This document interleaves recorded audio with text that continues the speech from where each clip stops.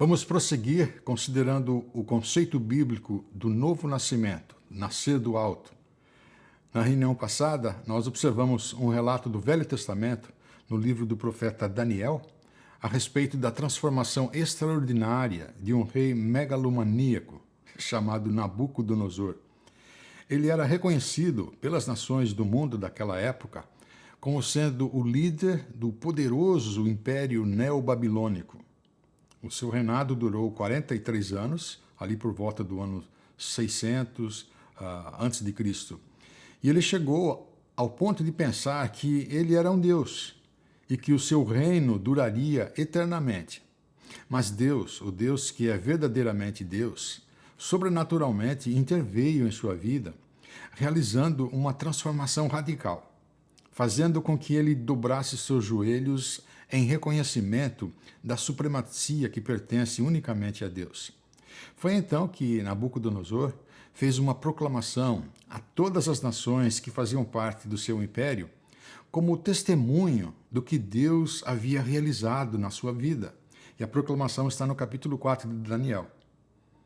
Tenho a satisfação de falar-lhes a respeito dos sinais e das maravilhas que o Deus Altíssimo realizou por mim. Como são grandes os seus sinais, como são poderosas as suas maravilhas. O seu reino é um reino eterno, o seu domínio dura de geração em geração. Nabucodonosor não apenas inclinou a cabeça ou dobrou seus joelhos, não. Foi um testemunho de total rendição de vida. Ele estava dizendo: eu reconheço que o Senhor não apenas é mais poderoso do que eu. Eu reconheço que o Senhor não apenas é mais sábio, é mais excelente do que eu. Eu reconheço que o Senhor não apenas é digno da minha total submissão, mas eu também reconheço que o Senhor é perfeitamente digno da minha adoração. E o meu propósito, ao considerar a experiência de Nabucodonosor, foi a de que nós tivéssemos um retrato ou uma imagem bíblica do significado do novo nascimento. Isto é, do nascimento espiritual, que, conforme o ensino do próprio Senhor Jesus, é o pré-requisito imprescindível para toda e qualquer pessoa que tenha interesse em fazer parte da família de Deus, interesse em se tornar um cidadão do reino de Deus. E foi num encontro que Jesus teve com um coletor de impostos chamado Nicodemos, que ele queria saber se Jesus era realmente divino, se Jesus realmente tinha vindo ao mundo da parte de Deus. E a resposta de Jesus foi a seguinte, João capítulo 3. Ninguém pode ver o reino de Deus se não nascer de novo, se não nascer do alto. Em outras palavras, a menos que você tenha a experiência de um novo nascimento, de um nascer espiritual, você não pode sequer enxergar o reino de Deus. Mas hoje vamos considerar o que os escritos do Novo Testamento nos ensinam sobre esse nascer de novo, esse nascer do alto, nascer do Espírito. Esta é uma questão que, apesar de ser uma das questões primordiais e essenciais da vida cristã, ela ainda continua sendo uma questão que tem suscitado bastante controvérsia desde o dia em que o Senhor Jesus teve aquele encontro com Nicodemos, há mais de 2000 anos. E, por mais incrível que pareça, é uma questão que tem implicações importantes para a nossa vida.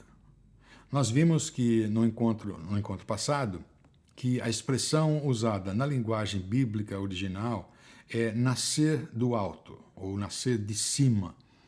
Mas os tradutores das Escrituras usaram a expressão nascer de novo, provavelmente porque ela traduz claramente a compreensão que Nicodemos teve diante da resposta dada por Jesus à sua pergunta. Observe o registro do apóstolo João. Jesus declarou: digo-lhe a verdade, ninguém pode ver o reino de Deus se não nascer de novo. Perguntou Nicodemos: como alguém pode nascer sendo velho? É claro que não pode entrar pela segunda vez no ventre de sua mãe e renascer.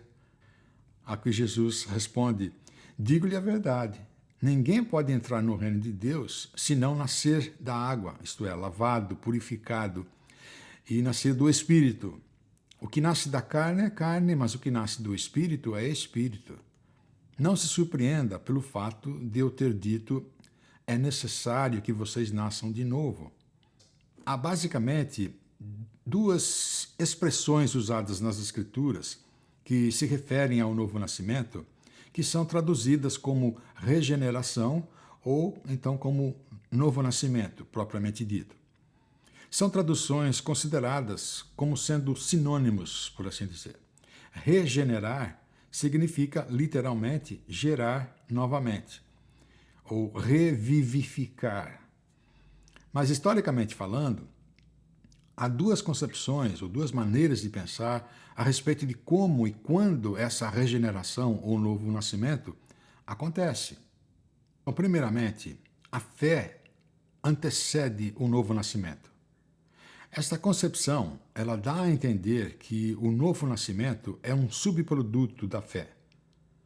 Uma das implicações dessa maneira de pensar é que aquilo que torna possível que uma pessoa receba a dádiva da salvação é a sua decisão de aceitar a Cristo. E esta é uma maneira de pensar que se tornou popular no século passado, nas décadas de 50, dos anos 60, quando cruzadas evangelísticas viraram moda e as pessoas que iam ouvir os pregadores evangelistas eram desafiadas a tomar a iniciativa de convidar a Cristo para que ele viesse entrar em suas vidas. Os ouvintes eram desafiados a aceitar a Cristo como Senhor e Salvador. E que a consequência dessa aceitação, a consequência de convidar e aceitar a Cristo, seria o novo nascimento, a nova vida em Cristo. E o resultado que então era noticiado é que naquele encontro havia acontecido um número X, dezenas ou centenas de pessoas que haviam decidido receber, ou eles recitavam uma oração de pecador e que assim haviam se convertido. As pessoas haviam tomado a decisão de aceitar a Cristo como Salvador, dando a entender com isso, então, que a conversão, o novo nascimento, ou a regeneração do nosso ser interior, é subproduto da nossa capacidade de escolher. Isto é, nós é que escolhemos nos converter. Nós é que tomamos a iniciativa de confiar em Cristo. E, portanto, nascer de novo é um subproduto da fé da pessoa. E esse método de evangelismo continua sendo popular até hoje. É muito fácil de ver em certas igrejas, em programas de televisão, evangelistas que ensinam, que acreditam e ensinam que o novo nascimento é um subproduto da fé, ou que a fé antecede o novo nascimento. Mas a outra maneira de entender essa questão é praticamente o inverso.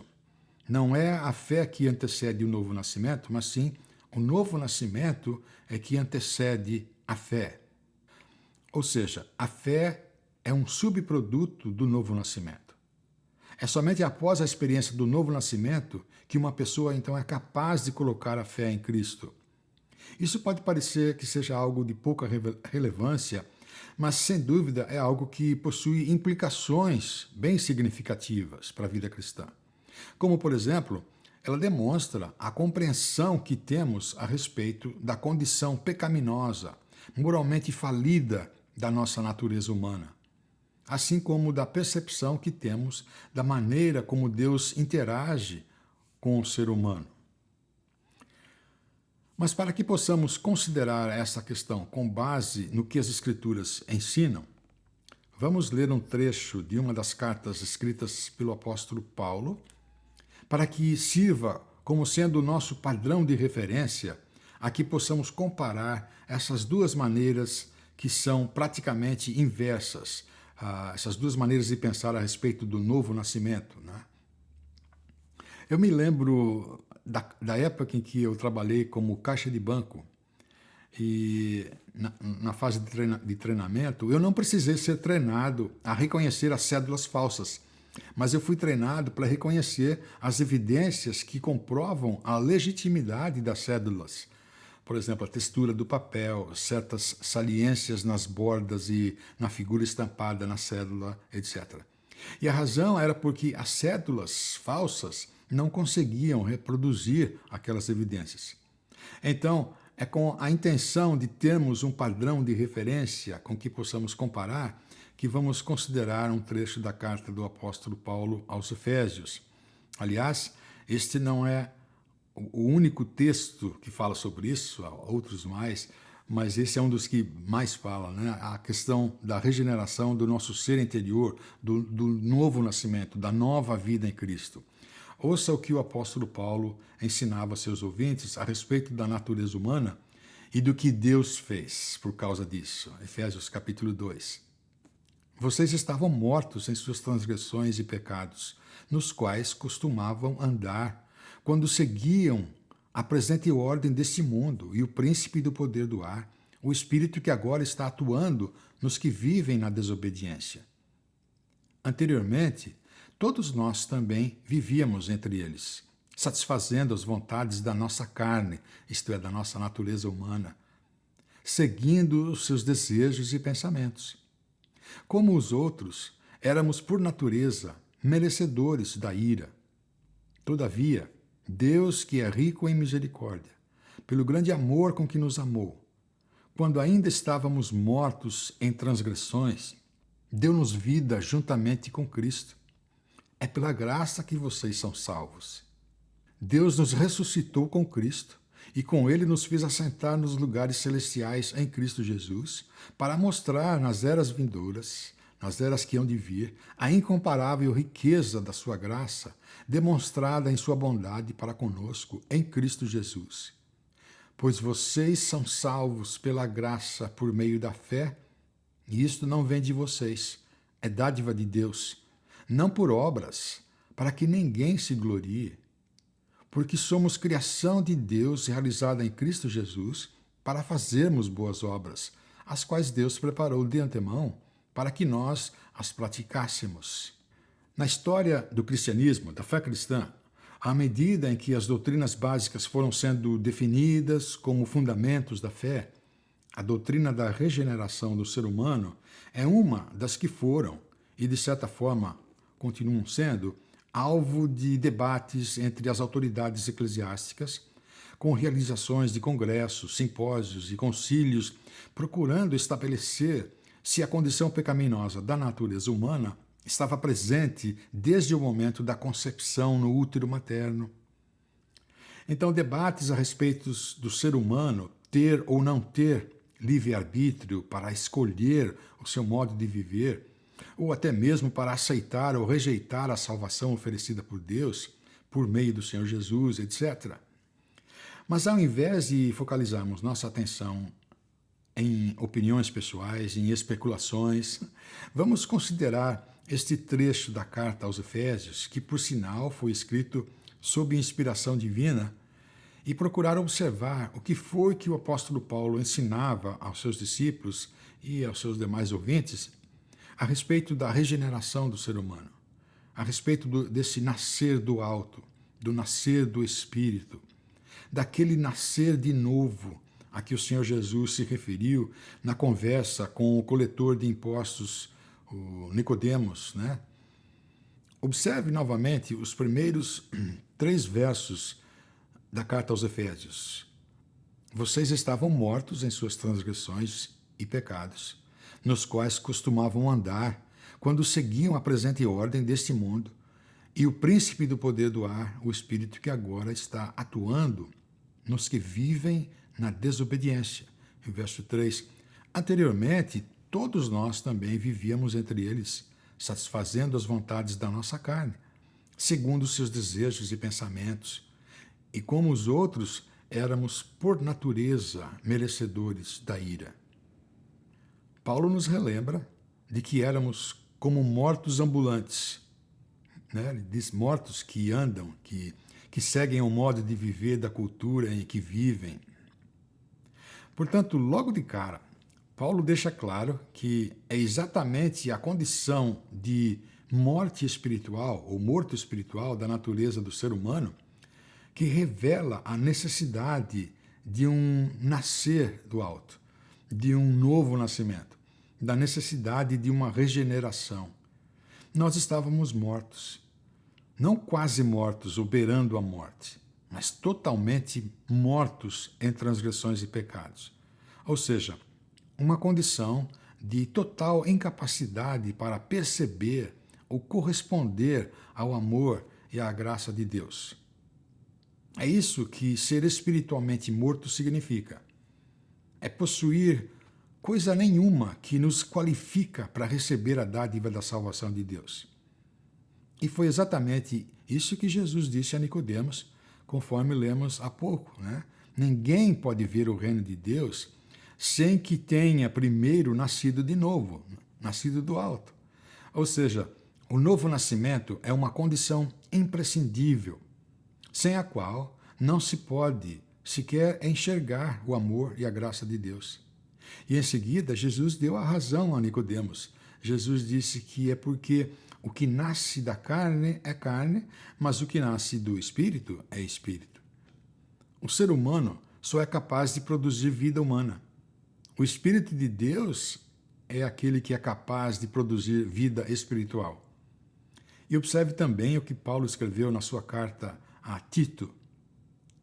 Mas quando se manifestaram a bondade e o amor pelos seres humanos da parte de Deus, nosso Salvador, não por causa de atos de justiça por nós praticados, mas devido à sua misericórdia. Ele nos salvou pelo lavar regenerador e renovador do Espírito Santo. O apóstolo Paulo também falou sobre isso na sua primeira carta, o apóstolo Pedro, capítulo 1. Agora que vocês purificaram suas vidas pela obediência à verdade, visando ao amor fraternal e sincero, amem sinceramente uns aos outros e de todo o coração. Por quê? Verso 23. Pois vocês foram regenerados, foram nascidos de novo, não de uma semente perecível, mas imperecível, por meio da palavra de Deus viva e permanente. Portanto, é necessário que primeiro aconteça o novo nascimento, para que então a fé venha a acontecer. É nesse sentido que podemos dizer que a fé é um subproduto da regeneração. É única e exclusivamente graças ao ato sobrenatural da regeneração, do ato sobrenatural do novo nascimento, que o ser humano tem a possibilidade de colocar a sua fé em Deus. E o fato de que a fé é um subproduto do novo nascimento tem uma implicação direta ao modo como eu e você devemos anunciar o Evangelho, compartilhar a mensagem do Evangelho com as outras pessoas. Nós não precisamos fabricar artifícios para manipular a mente e o coração das pessoas, tentando convencê-las a respeito da decisão de nascer de novo. Se de fato o novo nascimento antecede a fé, então a nossa preocupação deve ser a de compartilhar a mensagem do Evangelho, que é o poder de Deus, na confiança de que Deus é quem realiza aquilo que somente Ele é capaz de realizar, que é o nascer do Espírito, o novo nascimento. Nós somos totalmente incapazes de nascer de novo, de nascer espiritualmente, da mesma forma como somos totalmente incapazes de nascer fisicamente. Nenhum de nós decidiu nascer no útero materno, não é mesmo? Então, para mim, está óbvio que uma razão pela qual a palavra de Deus usa a metáfora do nascimento é para que nós possamos compreender o fato extraordinário de que nós não temos participação alguma nesse nascer de novo, no novo nascimento. Eu ouvi um pastor dizer: eu não tive participação alguma na fecundação do óvulo que deu origem à minha vida. Foi a fecundação que me achou. Nascer de novo, nascer do alto, é uma ação exclusiva de Deus. Não há participação alguma por parte do ser humano. E comparando com a nossa conversão, isto é, com a adoção de novos valores, novas atitudes, nós podemos dizer que o novo nascimento é a obra que Deus soberanamente realiza para transformar o coração humano, colocando nele, colocando no coração, uma nova inclinação espiritual. Enquanto que conversão é o ato em que o ser humano se volta para Deus, de acordo com a nova inclinação gerada por Deus no seu ser interior. E agora, voltando na carta aos Efésios, está claro que o apóstolo Paulo não apenas ensinou a respeito da necessidade do novo nascimento, ele também ensinou a respeito do propósito do novo nascimento, a razão de ser. Efésios no capítulo 2, a partir do verso 4. Todavia, Deus, que é rico em misericórdia, pelo grande amor com que nos amou, quando ainda estávamos mortos em transgressões, deu-nos vida, vivificou, juntamente com Cristo. É pela graça que vocês são salvos. Deus nos ressuscitou com Cristo e com Ele nos fez assentar nos lugares celestiais em Cristo Jesus. Portanto, foi quando nós ainda estávamos mortos que Deus nos vivificou. E o apóstolo Pedro tinha essa mesma perspectiva de Paulo. Sua primeira carta, capítulo 1, verso 3. Bendito seja o Deus e Pai de nosso Senhor Jesus Cristo. Conforme a sua grande misericórdia, Ele nos regenerou para uma esperança viva, por meio da ressurreição de Jesus Cristo dentre os mortos. Portanto, Pedro está ampliando o nosso entendimento aqui, dizendo que foi através e por causa da ressurreição do Senhor Jesus que Deus nos regenerou, nos fez nascer de novo, nos revivificou. Ouça novamente as palavras de Paulo na sua carta aos Romanos, capítulo 8. Aqueles que são dominados pela natureza humana, isso é, pela carne, pensam em coisas da natureza humana. Mas os que são controlados pelo Espírito pensam em coisas que agradam o Espírito. Portanto, permitir que a natureza humana controle a mente resulta em morte, mas permitir que o Espírito controle a mente resulta em vida e paz. Pois a mentalidade humana é hostil contra Deus. Nunca obedeceu às leis de Deus e nunca obedecerá. Por isso, aqueles que ainda estão sob o domínio de sua natureza humana não podem agradar a Deus. Os que vivem dominados por sua própria carne, por sua própria natureza, não podem agradar a Deus. É por isso que é importante entendermos a doutrina da pecaminosidade da nossa natureza humana, a pecaminosidade do DNA da raça humana. A essência do nosso ser necessita da intervenção sobrenatural de Deus para nos conceder um coração novo, que se inclina para Deus.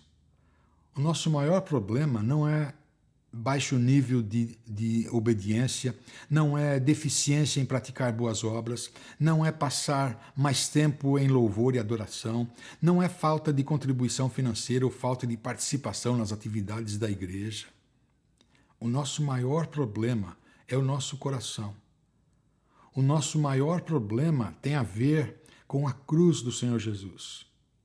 Tem a ver com a hostilidade que naturalmente temos contra Deus e que nada nesse mundo, a não ser o próprio Deus, tem o poder e a habilidade para remover e assim nos transformar, nos vivificar, nos fazer nascer de novo para uma vida que é do agrado de Deus e que é eterna.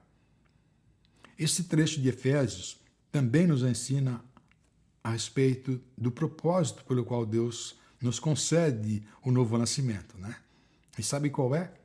A partir do verso 7, Paulo disse: para mostrar nas eras que hão de vir a incomparável riqueza da sua graça, demonstrada em sua bondade para conosco em Cristo Jesus. Pois vocês são salvos pela graça, por meio da fé. E isto não vem de vocês, é dádiva de Deus.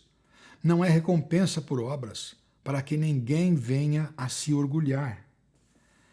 No meu entender, isso deixa clara a diferença que existe entre aquelas duas concepções a respeito do novo nascimento. A concepção de que o novo nascimento é subproduto da fé, necessariamente requer uma porcentagem de participação humana na fecundação do novo nascimento. Mesmo que seja apenas 1% de participação e 99% seja a responsabilidade de Deus, isso faria com que o ensino do apóstolo Paulo fosse incorreto, porque ele disse que nós estávamos mortos e não beirando a morte. E Paulo afirma, isto não vem de vocês, é uma dádiva de Deus. Se nós tivéssemos qualquer participação, por menor que fosse, nós teríamos motivo para nos orgulhar. E assim estaríamos desvalorizando a graça de Deus, quando na verdade o propósito de Deus em nos conceder o novo nascimento, conforme está escrito, lemos no verso 7, é de mostrar nas eras que hão de vir a incomparável riqueza de sua graça demonstrada na sua bondade para conosco em Cristo Jesus. Se esse é o propósito que Deus tem para nos regenerar, para nos tornar nascidos de novo, então para mim está claro que a razão de ser da vida de um verdadeiro seguidor de Jesus não pode ser outra, senão a de ser uma amostra, ser um display da riqueza da graça e da bondade de Deus. Nós somos cristãos, única e exclusivamente, por causa da incomparável riqueza da graça de Deus, demonstrada em sua bondade em Cristo Jesus. Aliás, no capítulo inicial da carta aos Efésios, Paulo escreveu: Bendito seja o Deus e Pai de nosso Senhor Jesus Cristo, que nos abençoou com todas as bênçãos espirituais nas regiões celestiais em Cristo. Porque Deus nos escolheu nele antes da criação do mundo para sermos santos e irrepreensíveis em sua presença. E em amor nos predestinou para sermos adotados como filhos por meio de Jesus Cristo, conforme o bom propósito da sua vontade, para o louvor da sua gloriosa graça, a qual nos deu gratuitamente no amado, no seu Filho Jesus. Foi Deus e somente Deus quem realizou tudo isso, antes mesmo que o mundo existisse. Por isso, ele é o único que deve ser glorificado. Qualquer outra concepção a respeito da salvação e do novo nascimento não passa de ser uma blasfêmia diante de Deus. No que ou em quem você está colocando a sua esperança da vida eterna? Eu quero terminar por hoje pedindo que você complete mentalmente a seguinte frase: eu sou cristão porque... Complete aí dizendo qual é o fundamento da sua fé. E eu espero que as palavras com que você irá preencher esse espaço em branco ressaltem o que Deus sobrenaturalmente fez por você em Cristo e que expressa o poder e a graça infinita de Deus. Ou seja, comece com a palavra Deus. Eu sou cristão porque Deus... E não porque eu fiz alguma coisa, não porque eu aceitei alguma coisa. Então por hoje é só. Até mais.